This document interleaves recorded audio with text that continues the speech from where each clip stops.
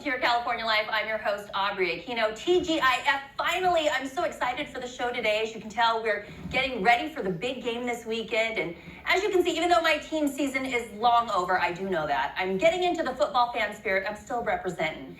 And, you know, one of the guys making big headlines this weekend is Tom Brady. He's taking the field once again for the big game to try and win another championship, this time with the Tampa Bay Buccaneers. But, you know, before he became a living quarterback legend, it all started right here in Northern California, where he was taking snaps and making plays in his high school years. Our next guest knew all about Brady's brilliance before he ever got to the NFL, because he was catching passes from him in high school as a scoring 1-2 duo. John Kirby has many fond memories of their glory days at Sarah High School, and he's with us for a little Flashback Friday action. So, John, were you like BFF besties with Tom Brady? Yeah, actually, back in the day in high school, man, we had a really good connection. It actually started our freshman year, where he was the backup quarterback and I was the backup receiver. We didn't play a lot. We're actually on an 0-8 freshman team, if you can believe it, with Tom Brady. He didn't get to play at all. Yeah, but then sophomore year rolled around. We started going. We got going right there. You can see in the clip. It's awesome. Our sophomore year, we actually went from 0-8 and got to play for the championship. And then as junior and senior year, Tommy did great and was lucky enough to get a full Division I scholarship to move on to Michigan. And as we know, from Michigan to the Patriots to the Buccaneers, you know, the rest is history. Yeah, so back then, would you have ever imagined that Tom would make it this far or rise to this, level of fame? He's out of this world. No, you know, actually, funny thing is that he was more known for baseball in our area.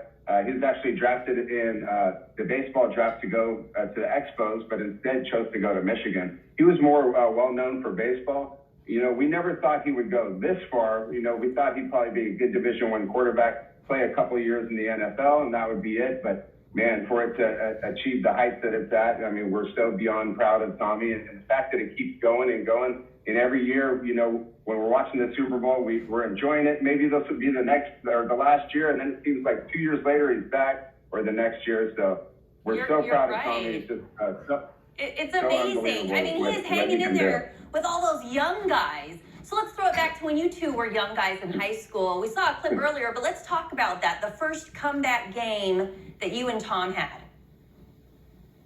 Yeah, so I was actually lucky to be part of Tommy's first comeback win. He's done, you know, it seems like hundreds of them in the NFL since. It was against our rival, St. Ignatius.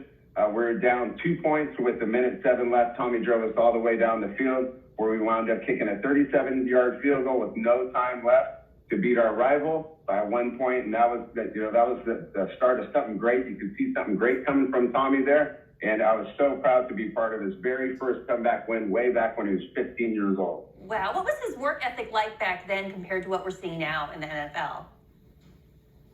You know, I'm sure he works even harder now, but back then, man, he was a hard worker.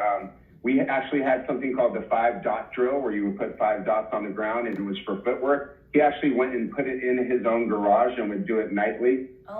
Learning work ethic from Tommy, we did tons of film study. We work with our coach on a Saturday. Then on Sunday, we go to Tommy's house for lunch, have some sandwiches, hang out with his parents, and we talk individually about our routes and, you know, how we could communicate on the field better. So that's actually where Tom's work ethic started. And we're claiming that we were one of the first ones to start film study extra without our coaches way back in 1991. Oh, wow. So what would you say his secret is to being successful? And how do you keep up with him these days? Do you guys have any reunions?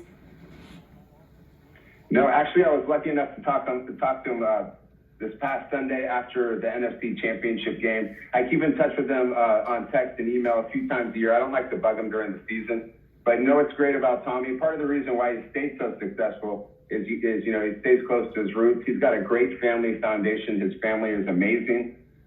You could see in those pictures when I saw Tommy there at a fundraiser, it was just like the good old days, hanging out, you know, two old buddies. He's just a normal dude who's, you know, kind of achieved great heights. And it's, what's awesome is when you talk to him and hang out with him, it's just like hanging out with a normal guy. That's part of the reason why he's been so successful. He's stayed who he is. Oh, that's great to hear that. Now, you're obviously a football guy. Are you still involved with the game these days? Yes, I'm lucky enough. I have my own coaching website. It's at www.catchingpasses.com. You can come on over. I love teaching offensive players how to catch the ball. And you can see on the screen there, I'm all about what is your why. I can help you figure out what is your why. Why are you out there? Why are you catching the ball? Why are you playing football? I can help you with the mental side. And I just love working with kids. I've been a coach and a teacher for 15 years. I've coached over 3,000 kids. So give me a call. We can go have some fun. Very good, John. And you know, you contributed to Tom Brady's success for sure. You can all learn more about Coach John Kirby at catchingpasses.com.